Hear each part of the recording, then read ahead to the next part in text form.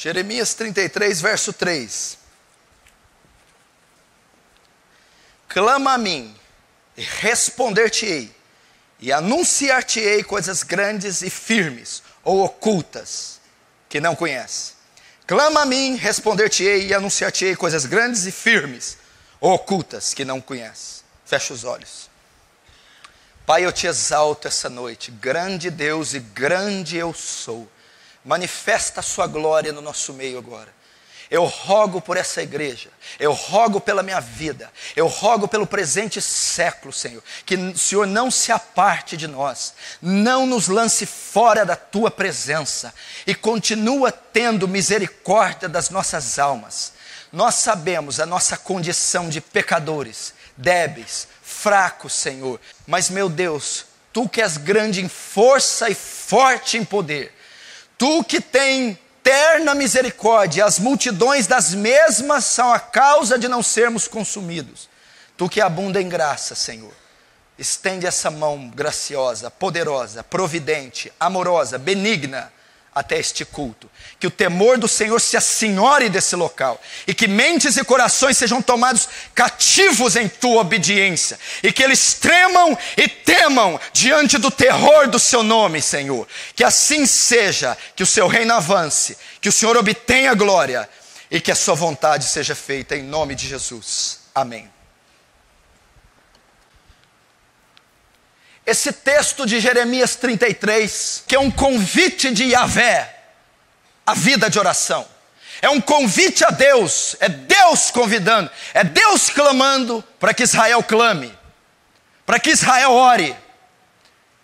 E para nós, essa noite, eu quero dizer algo. Tinha inúmeros textos para eu pregar hoje. Tem muitos textos para discorrer com a igreja. Mas o que Deus colocou no meu coração, talvez seria o tema mais urgente da igreja contemporânea. O tema mais oportuno, pertinente, urgente para a época escassa que nós estamos vivendo. O tema é a oração, a vida devocional. É Deus gravar a eternidade nos nossos olhos. É a igreja ser chamada a dobrar os seus joelhos. É você retornar ao lugar secreto de oração. A grande verdade é que nós estamos doentes é porque nós não oramos. A grande verdade é que nós estamos doentes porque nós nem sabemos orar. Eu estou vendo alguns olhar para mim com cara de tacho. Pessoas que não têm vida de oração, que não sabem orar, que não cultivam a vida de oração, estão esperando que algum milagre forâneo desça nesse lugar. Esperando que alguma coisa aconteça e mova, como se a fé fosse mágica, como se a fé fosse um produto barganhado, como se a vida cristã fosse sortes lançadas. Vida cristã é trabalho, vida cristã é luta, vida cristã é esforço, vida cristã é fardo, vida cristã é porta estreita, vida cristã é renúncia. Nós estamos demais tecnológicos. Nós estamos demais vendidos pela tecnologia, modernismo, correria e projetos mundanos que a maioria Jeová não aprova. Nós estamos esquecendo a comunhão com Deus. E esse é um clamor para a nação de Israel, é um clamor para Judá. Ele dizendo: clama a mim, invoca-me. Porque Yahvé tem coisas poderosas para revelar. Coisas grandes e ocultas. E a igreja está caminhando sem essas coisas. Preste muita atenção. Você já tem acesso às reveladas. Você já tem acesso às criadas. Você tem acesso às coisas materializadas. Mas o convite de Yahvé: venha conhecer as ocultas. As que eu não revelei para ninguém, as que estão na minha soberania. Venha buscar coisas grandes, coisas ocultas. O que são coisas grandes e ocultas? Eu não estou dizendo de milagres, eu não estou dizendo de portas abertas, eu não estou dizendo de prodígios e sinais miraculosos. Eu estou falando de ter uma visão maior da majestade de Deus, Eu estou dizendo de elevar o nível da sua comunhão com Deus. Eu estou dizendo de níveis maiores de santificação, níveis maiores do poder do Espírito Santo. Eu estou dizendo de Deus descortinar a glória dele a você. Isso só vai ser feito em oração. Isso só vai ser feito em oração. Nós temos que aprender a nos vestir de pano de saco e cinzas. Você quer soluções que Deus não pode te dar. Você quer soluções rápidas. Você quer tranquilidade, conforto. Mas você não pode alcançar sem uma vida de oração plena, sem derramar suas lágrimas no leito. Olha para os jovens, quão débeis eles estão ficando, fracos, trôpegos, anêmicos, porque eles não sustentam uma vida profunda de oração, uma vida regular de oração. Olha as pessoas mais jovens, de 30 anos para baixo. Eu vou dizer para você que tem de 35 para baixo, a sua vida de oração é uma vergonha. Para os que têm vida de oração eu estou falando. Para os que não têm, não se considere cristão. É uma vergonha o que você faz. É uma vergonha o tributo que você dá a Deus diariamente. Por isso você está enfermo. Por isso você cai na imoralidade dia sim, dia não. Por isso o seu casamento é um inferno. Por isso você lê a Escritura e não entende nada, com a maior frieza e sequidão. Por isso você vem num culto e cochila. Por isso você vem num culto e não entende o sermão. Por isso seu coração se endurece para a palavra. Porque você não cultivou uma vida devocional a semana toda primeiro. E sabe o que acontece? Você chega aqui cansado. Você está fatigado, eu sei. Você está cansado, estressado, nervoso. Você está esgotado. Sabe por quê? Porque está lutando na carne. Está lutando no braço. Está tentando sarar a situação, vencer as situações no grito, nas estratégias, no dinheiro, no fax, no e-mail. E você não está obtendo vitória. Porque as grandes vitórias são travadas no seu quarto, de joelhos na cabeceira da cama. São travadas de madrugada com lágrimas, pranto, gemido, jejuns. E nós queremos vitória de forma rápida. A igreja neopentecostal, ela criou um modelo, ela criou um padrão maldito, perverso e pernicioso na igreja. Ela criou um espírito místico, que você vem no culto em 1 hora, vai acontecer de tudo. Que você não precisa mudar a vida. Que você vive a sua vida do jeito que quer. E durante o período de culto vai haver uma atmosfera mística, onde sinais ocorrerão, prodígios e coisas miraculosas, sem que você tenha feito nada. Então criou uma geração preguiçosa, mística. Nós precisamos orar. Nós precisamos orar. Os maiores homens que já existiram foram aqueles com maiores vidas devocionais. Eu fico vendo os candidatos ao ministério. Eu fico vendo pessoas que entram nessa igreja e dizem para mim: você não me dá uma oportunidade. Se eu te dar uma oportunidade, você mata essa igreja. Você afunda essa igreja. Se eu te dar uma oportunidade, você vai destilar carne. Eu não preciso do seu talento. Eu preciso que quando você abra a boca, Deus fale por você. Por que não se tem homens de Deus hoje? É por causa da teologia? Não, a teologia está no auge. A teologia, nós estamos vivendo um avivamento teológico no planeta. E você não tem visto nenhum homem de expressão, praticamente. Você não tem visto homens de Deus, de caráter, de fibra. Não tem visto mulheres de Deus santas, poderosas, jovens intrépidos e ousados. Sabe por quê? Simplesmente pelo fato que eles não oram. Não se dá ênfase na oração. Não se vê seminários falando de oração, livros escritos sobre oração, pregações falando sobre oração, e não se tem exemplos nas igrejas de oração. Os maiores homens que já existiram foram homens com maiores vidas devocionais. Eu não conheço na história de Israel, dos hebreus, dos judeus. Eu vou ler Isaac, eu vou ler Jacó, eu vou ler Abraão. Abraão orou. Abraão intercedeu, Abraão rogou. e Deus poupou Ló pela oração de Abraão. Ao ponto de dizer, destruiria tu o justo, o ímpio com o justo? Se houver 50, Deus diz, pelos 50 não destruirei.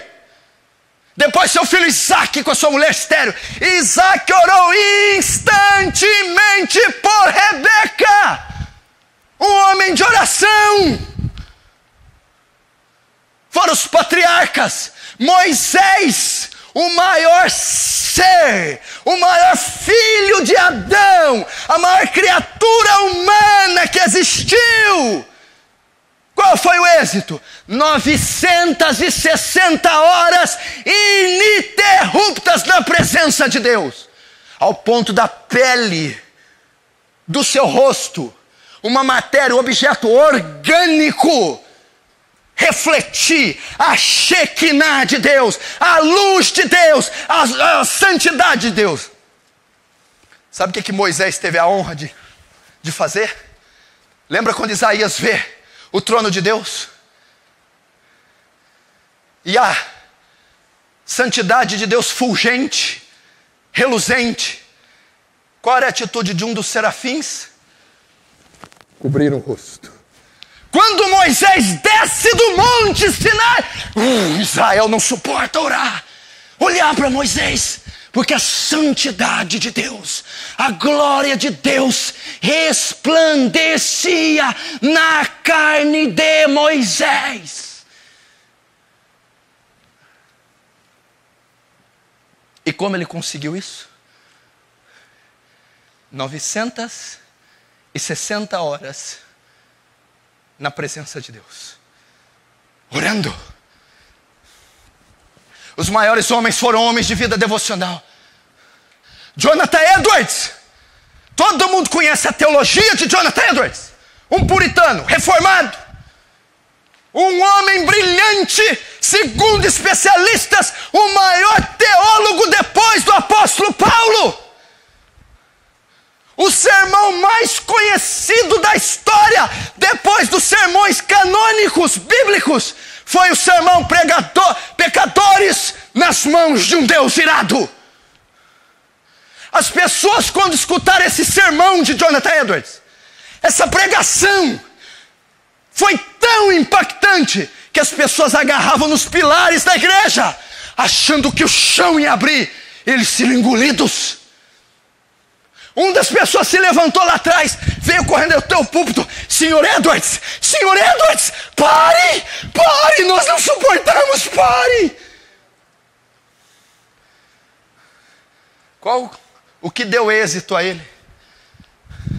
É que antes desse sermão, 3 noites e 3 dias, Jonathan Edwards não comia, não bebia e não dormia. Rogar a Deus, dá-me a Nova Inglaterra. E despertou o primeiro grande avivamento da Nova Inglaterra. Porque tinha um homem com vida devocional. Ele é o homem que disse a frase: Deus, grave a eternidade nos meus olhos. Grave a eternidade nos meus olhos. O que significa gravar a eternidade nos seus olhos, pastor? É viver na terra, tendo na mente o céu. É viver aqui, pensando na eternidade, pensando nas riquezas insondáveis do céu, pensando na magnífica glória de Deus no céu. Olha o que o Leonard Ravenhill disse. Meu Deus do céu. A única coisa que vai me manter em vitória continuamente é minha devoção pessoal ao Filho de Deus, minha adoração e meu tributo diário a Ele. Nesse último tempo da igreja, escute intelectuais, teólogos, reformados, escrituristas, escute o que vai fazer diferença na última batalha da igreja, na última empreitada. Vão ser os homens e mulheres que têm maior vida devocional. Homens e mulheres que cultivam mais o lugar da oração. Quando eu vi Leonard Ravenhill dizer isso, assim como a pregação da vigília marcou Jonathan, essa pregação me marcou. Eu fiquei semanas pensando, meu Deus. Ele fala com uma classe. Esses últimos tempos, o que vai realmente fazer a diferença é o tributo diário que eu dou a Ele. É a minha adoração que eu dou diariamente. É a minha vida devocional. E eu fiquei pensando, meu Deus, quanto eu tenho dado ao Senhor diariamente? Quanto eu tenho tributado ao Senhor devocionalmente diariamente? O meu tributo diário. Quanto eu estou gastando em oração diariamente? Quanto eu estou gastando em adoração diariamente? Quanto eu estou te devotando diariamente? Ele ainda diz, nenhum homem é maior que a sua vida de oração. Ele diz, diga-me quanto um homem ora. Diga-me quem ele é de joelhos com Deus. E eu direi o quanto ele é grande diante de Deus. Você quer saber o quanto eficaz você pode ser? Veja o quanto você ora. Veja quanto você se dedica diariamente. Qual o seu tributo diário? Ele ainda escreve, você sabe porque o mundo está pobre e doente? Porque não sabemos realmente como orar. É por isso que o mundo está doente. É por isso que a terra está doente. Não sabemos orar. Não sabemos como orar. Irmão, eu não preciso aqui ficar ensinando uma receita mágica. Ligar o retroprojetor, ensinar para você as questões do grego, do hebraico. Não, meu irmão. Eu preciso levar a igreja a dobrar os joelhos. Essa foi a razão porque eu escolhi não ter televisão na minha casa, eu e minha esposa. Meu irmão, eu não tenho televisão, não é porque eu sou mais santo, meu irmão. Não é porque eu sou melhor, nem fariseu. É porque eu não posso, dado em vista os tempos que estamos vivendo, perder tempo consumindo o lixo do diabo. Vai ler a biografia de David Wilkerson, como explodiu o ministério dele. Quando ele decidiu vender a televisão, e as 2 horas que ele gastava à noite na televisão, ele passou a gastar orando. Daí surgiu a cruz e o punhal, e o grande ministério dele. Todos os grandes homens eram homens de vida devocional. Eu não conheço, meu irmão, Hudson Taylor. O sol não nascia sem que Hudson Taylor estivesse de joelhos. Por isso você vive caindo na imoralidade. Por isso a sua vida é um caos. Meu irmão, tem cristãos que eu tenho vergonha de conversar pelo fato de serem tão carnais, débeis. Você conversa com cristãos que não mencionam um versículo em meia hora de conversa, que não contam um testemunho piedoso, que não tem uma característica piedosa, santa. Sabe por que eles não têm?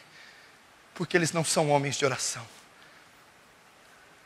Quem não é homem de oração não tem nada para contar. Quem não é uma mulher de oração não tem nada para contar.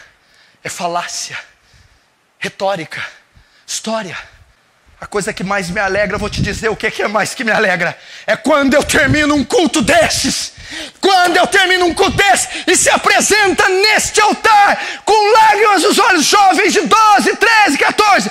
Pastor Paulo, nos leva para o vale, nos leva para orar. Queremos orar, mas e a janta, a roupa social? Não, nos leva agora. E eu levo.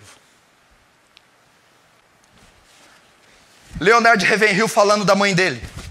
Minha mãe era cantora. Todos os dias enquanto me carregava no ventre, ela cantava e orava por mim. Ela e Granny, nossa vizinha, oravam juntas pela criança que nasceria. Uma coisa maravilhosa aconteceu. Olha, escuta! 2 horas depois que eu nasci, Leonard Ravenhill, 2 horas depois que ele nasceu, 2 horas depois que eu nasci, eu já estava em uma reunião de oração. Não estou dizendo depois de 2 meses, ou 2 semanas, ou 2 dias. Mas em 2 horas, eu estava numa reunião de oração. 20 anos depois, minha mãe me contou, dizendo, depois que a parteira saiu, desci da cama com você, impus minhas mãos sobre você e orei. Senhor, faça desse menino um pregador, ou então não o deixe viver. Olha o que Hegel disse. Tem sido dito frequentemente que a oração é a maior força do universo. E eu acredito nisso com todo o meu ser. Isso não é exagero e será sempre repetido. Nessa era atômica, quando forças têm sido liberadas para abalar os pensamentos e a imaginação do homem, é bom lembrar que a oração transcende em poder todas as demais forças. Lembro de uma senhora na Nova Zelândia que disse ter medo de orar por avivamento e provocar um julgamento divino na nação. Pode ser que ela esteja certa, mas é melhor termos um avivamento seguido de julgamento do que de um julgamento sem o avivamento, porque é isso que vai acontecer.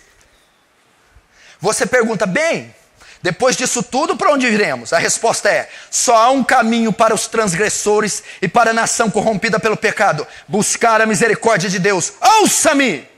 Toda igreja que não tem cultos de oração em sua programação está se condenando. Cada promessa de Deus que não é reivindicada, condena-nos. Cada vizinho perdido, condena-nos. Cada lágrima não derramada, condena-nos. Todo idólatra perdido, condena-nos. Cada minuto desperdiçado de nosso tempo, condena-nos. Cada oportunidade não aproveitada de clamar a Deus pelos perdidos, condena-nos. O próximo ano não nos pertence. Amanhã pode ser muito tarde, a menos que nos derramemos e retornemos ao altar de Deus com oração fervorosa. A menos que jejuemos e choremos, a calamidade virá sobre nós como julgamento. Você está achando que esse homem trata a oração como um detalhe da fé cristã? Ou como uma prática que você faz na cabeceira do edredom 5 minutos antes de dormir? Não. Eu imagino quando Deus sai para sondar corações pela madrugada. Quem ele acha vigiando e velando em oração? Pela nação corrupta e apóstata brasileira. Pela igreja brasileira que naufraga num caos. Pela família que você tem membros da sua família usuários de droga, adúlteros, aidéticos, endemoniados e ateus. Quando ele vai a Ezequiel, ele diz: procurei alguém que se posicionasse na brecha, e a ninguém eu encontrei. Nossos leitos estão muito secos, nossos olhos estão muito secos, nós temos muitas desculpas para não orarmos, e nós estamos pagando alto por isso, pagando caro por isso. Meu irmão, essa mensagem curta que já vai se encerrar é um chamado à igreja Aliança do Calvário a dobrar os seus joelhos e começar rápido, antes que seja tarde demais. Como que alguém alcança a santificação? Eu jamais conheci alguém que teve vitória sobre o pecado. Eu jamais conheci alguém que se santificou. Eu jamais conheci alguém que conseguiu se santificar sem a oração. É impossível. Você quer formas triviais para vencer o pecado. Você quer formas mágicas, místicas para se santificar. Não existe. A oração é o canal, a oração fluxo que me conduz à santificação. As batalhas que eu travo contra a carne e o pecado, eu só as venço em oração. Como você quer ser santo sem oração? Como você quer vencer a lascívia, a cobiça, a concupiscência, a luxúria, a excitação? Como você quer vencer as obras da carne? Sem oração é impossível. Você está sendo desafiado a orar. Como você galga níveis de santificação, como Robert Murray McCheyne, como o apóstolo Paulo, como você adquire pureza, como José, que conseguiu sair da sedução da mulher de Potifar, conseguiu sair do apego, ele venceu a luxúria face a face. Quem aqui, o pior momento que teve com Deus, foi o momento que mais orou? Quem aqui, o momento que mais pecou, foi o momento que mais orou? Levanta a mão. Impossível. Qual aquele que desfrutou de menos santidade quando mais estava orando? Ninguém. Então você está vendo como a oração é importante? Vamos aprender a dobrar nossos joelhos. Precisamos voltar a beber das fontes de águas vivas. Meu irmão, eu sou pastor dessa igreja. Eu sou responsável por te conduzir. Eu sou o responsável espiritual, um dos responsáveis. E eu sei que alguns estão vivendo com gotas. Alguns estão vivendo com respingos. Há anos não bebem das fontes. Não desfrutam de rios de águas vivas, da plenitude do Espírito Santo. Eu nunca vi alguém ser cheio do Espírito Santo sem orar. Pessoas querem pregar poderosamente. Pessoas querem sermões poderosos, querem ganhar almas, querem ser pessoas inflamadas. Sem oração, o seu sermão nunca será poderoso. Sem oração, você nunca conduzirá um pecador sequer ao arrependimento. Estava discutindo ontem com os pastores sobre pregação, o tema pregação, no final do culto. Pregação expositiva, pregação temática, pregação isso, dado histórico, pano de fundo histórico. E eles comentando. Fazer exegese da pregação, os originais grego e hebraico. Exegese vem do prefixo ex, extrair, tirar o que está dentro. Isso é fazer exegese. A grande verdade, o problema não está na exegese dos expositores. O problema não está na homilia. Não está num sermão temático, expositivo, histórico, acadêmico, reformado, contemporâneo. O problema é que os pregadores não oram. Não há vida de oração antes. Meu irmão, eu não venço a batalha aqui de noite. Eu venço ele à tarde aqui nesse altar chorando. É aqui que a batalha é travada. É aqui que os demônios são vencidos. É aqui, meu irmão, que Deus é convencido de atender um verme como eu. Oração. As pessoas perguntam, pastor, como faz para ser cheio do Espírito Santo? Eu fico pensando, mas como que elas têm coragem de perguntar um negócio desse? Será que elas não entenderam ainda? Você até já perdeu esse perfil, né? Ser cheio do Espírito Santo é necessário. Meu irmão, olha aqui para mim. Quando você fala com alguém, sai pó da sua boca, de tão seco que você está. Você já viu você? Meu irmão, não é feio você carregar consigo o nome de Cristo, o nome do Evangelho, o nome dessa igreja, e lá na sua repartição, você ser um carnal, uma pessoa vulgar, imoral, que não quebranta ninguém, que não inspira ninguém, que não é exemplo para ninguém.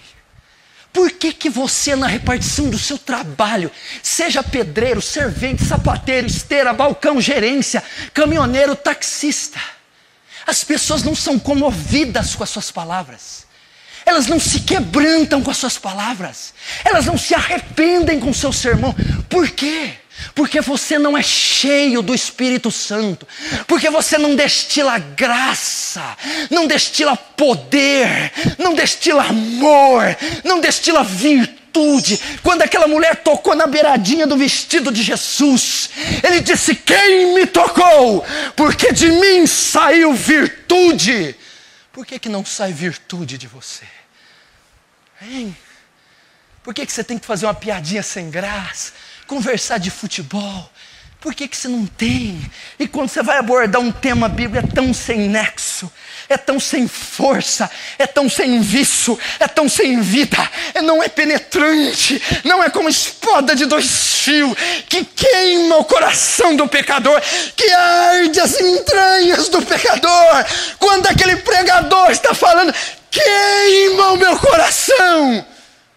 Por que não acontece isso com você? Porque você não é cheio do Espírito Santo. E sabe por que você não é cheio? Porque você não ora. Só tem uma maneira de ser cheio do Espírito Santo: Não, mas a gente já não recebe o Espírito Santo quando converte? Quem está falando isso? Não distorce o que eu estou falando, não. Eu estou falando de manifestações mais gloriosas da graça. Manifestações mais gloriosas do Espírito Santo. Enchimentos que Paulo ensina a nos ter. Não vos embriagueis com o vinho, qual a dissolução, mas enchei-vos. E como alguém é cheio? É cultivando a oração, é clamando Ele nas madrugadas. Meu irmão, sabe o que eu faço quando eu quero ser cheio do Espírito Santo? Quando eu me sinto vazio, seco, frio, quando me torcem e sai pó de mim, quando os meus sermões estão entediantes, eu me retiro para o vale, para o bosque, aqui de madrugada, para buscar, e pedir um dia, e pedir 2, e pedir 3, e uma semana inteira. Me enche do teu Espírito, me enche do teu Espírito, me enche do teu Espírito, até que Ele me enche. É lutando, não é tarefa fácil, é exaustivo, é torturante, mas é eficaz.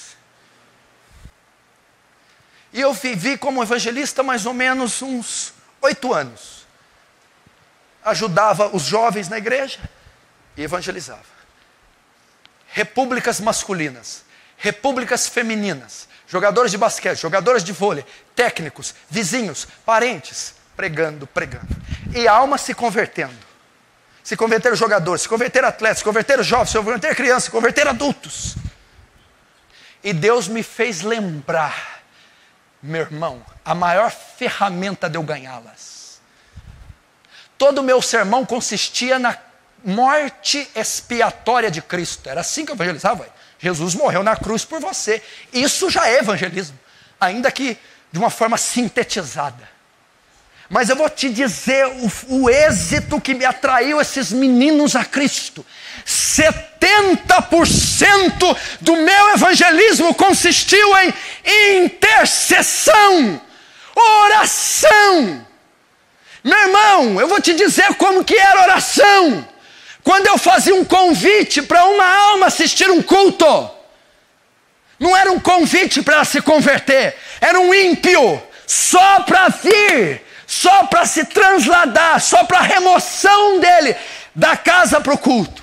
Eu convidava ele no domingo, na segunda, e eu orava 7 dias para ele aceitar o convite. 7 dias Deus faz ele vir ao culto, abre as portas, tira os embaraços, que ele vem 7 dias. Quando chegava domingo, ele não vinha. E eu orava os outros 7, recombinava. Mais 7, jejuava, orava todos os dias só para ele aceitar o convite. Não é para ele se converter. Depois da segunda semana, 14 dias, orando e jejuando todo dia, apenas para ele vir. Ele aceitava o convite. Eram 14 dias orando e jejuando, só para ele aceitar o convite. Depois eu ia orar mais meses e até anos para ele se converter. O pastor Luiz, eu evangelizei e orei 1 ano para aquela vida.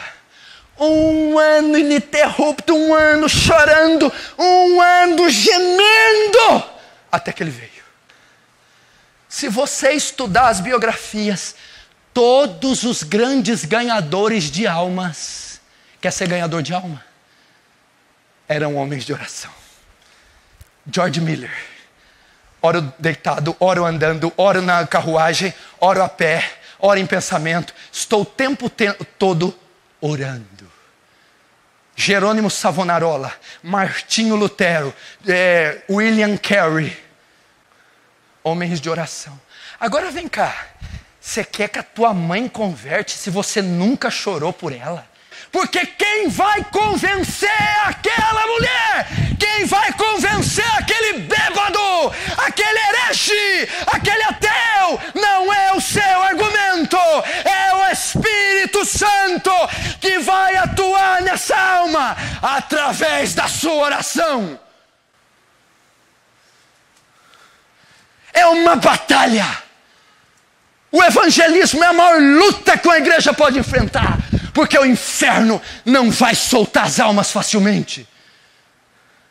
Vocês querem ganhar o seu pai, seus tios, vizinhos? Ah, meu irmão, então começa a contrair seu ventre. Ah, meu irmão, começa então a adquirir olheiras. Ah, meu irmão, comece a gemer. Faça como Ana, faça como Raquel, dá-me filho, senão eu morro. Oh, meu irmão, ore instantemente como Ana, insista, importune o trono da graça, rogue pela sua escola, rogue de novo, rogue o ano seguinte, rogue outro ano, quando você sai de lá, continue rogando, rogue outra vez, rogue até que as almas não suportem e se convertam. Rogue, ore, ore, ore. Tem um casal que está vindo nessa igreja, o Fran Sérgio e a Érica. Eles se converteram. Estão esperando o batismo para deixar as águas. Sabe quantos anos eu orei pelo Fran Sérgio converter? Segura aí. Eu orei, eu estou falando que eu orei. E eu oro pela família dele, o resto até hoje. Sabe quantos anos? 10 anos. 10 anos. Eu estou dizendo 10 anos. Eu estou dizendo 10 anos. Clamando pela vida desse rapaz. Orando para essa família, rogando. 10 anos depois, o coração desse menino se abre. E a sua esposa se converte junto com ele. Eu não estou dizendo 10 dias, nem 10 semanas, nem 10 meses. Eu estou dizendo de cansaço, fadiga. Eu estou dizendo de insônia. Eu estou dizendo de exaustão. Eu estou dizendo de fé. Até que Deus respondesse. Por isso eu digo, você que está orando há anos por alguém e não converteu, não desanima. Não desiste não. Continua orando para esse marido, ele converte. Continua orando por esse pai, essa mãe, esse filho. Um dia, cada dia que ela piorar, que você tenha mais força para orar por ela. Cada dia que o inferno mostrar que ela não será salva, você ore mais ainda dizendo, será salva. Escuta vocês, pastores, obreiros, todo mundo. A estatura espiritual de um crente é determinada pelas suas orações. O pastor ou crente que não ora está se desviando. O púlpito pode ser uma vitrine onde o pregador exibe seus talentos, mas no aposento de oração não temos como dar um jeito de aparecer. Embora a igreja seja pobre sobre muitos aspectos, é mais pobre ainda na questão de oração. Contamos com muitas pessoas que sabem organizar, mas poucas dispostas a agonizar. Muitas que contribuem, mas poucas que oram. Muitos pastores, mas pouco fervor. Muitos temores, mas poucas lágrimas. Muitas que interferem, mas poucas que intercedem. Muitas que escrevem, mas poucas que combatem. Se fracassarmos na oração, escute, se fracassarmos na oração, fracassaremos em todas as frentes de batalha. Os 2 requisitos básicos para se ter uma vida cristã vitoriosa são visão e fervor. Ambos nascem da oração e dela se nutrem. O ministério da pregação é de poucos. O da oração, a mais importante das atividades humanas, está aberta a todos. Porém, escuta, é para vocês agora, ó. Porém, as criancinhas espirituais comentam sem o menor constrangimento. Ah, hoje não vou à igreja, hoje é dia de reunião de oração.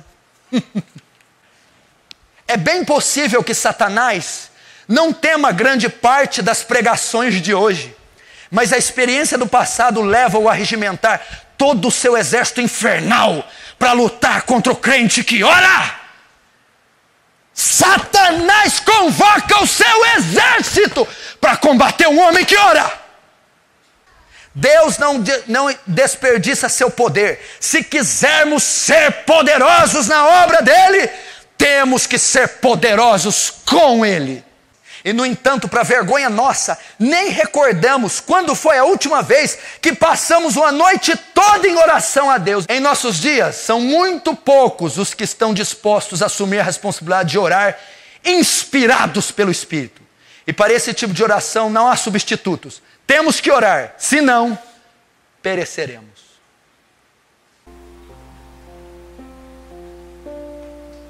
Irmão, não tem balela, é orar. Se você pode ajoelhar e exercitar essa prática agora.